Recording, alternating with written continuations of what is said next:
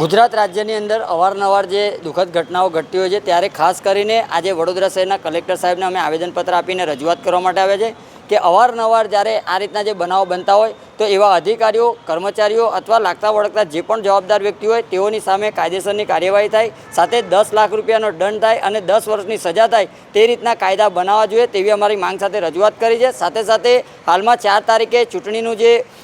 ઇલેક્શનનું જે રિઝલ્ટ આવવાનું છે, જે ઉમેદવારો હોય છે આ ઉમેદવારો ડીજેના તાલે નાચતા કૂદતા હોય છે, સાથે સાથે ફટાકડા ફોડીને જશ્ન મનાવતા હોય છે। ત્યારે ખાસ કરીને ગુજરાત રાજ્યની અંદર દુઃખદ જે અવસાન થયા છે લોકોના, ત્યારે ખાસ કરીને અમારી માંગણી એક જ છે કે જે પણ 4 તારીખે ઉમેદવારનું રિઝલ્ટ આવે અને જે પણ ઉમેદવાર જીત મેળ હાંસલ કરે તેઓએ કોઈપણ જાતનું ડીજે રાખવું નહીં, સાથે સાથે ફટાકડા ફોડવા નહીં તેવા ગુજરાતના ગૃહમંત્રી સાહેબ, સાથે સાથે મુખ્યમંત્રી સાહેબ, સાથે વડોદરા શહેરના પોલીસ કમિશનર સાથે જે તે જવાબદાર વ્યક્તિઓ દ્વારા પરિપત્ર જાહેર કરે તેવી અમારી ખાસ માંગણી અને લાગણી છે। તે માટે આજે અમે કલેક્ટર કચેરી ખાતે આવેદનપત્ર આપીને રજૂઆત કરવા માટે આવ્યા હતા।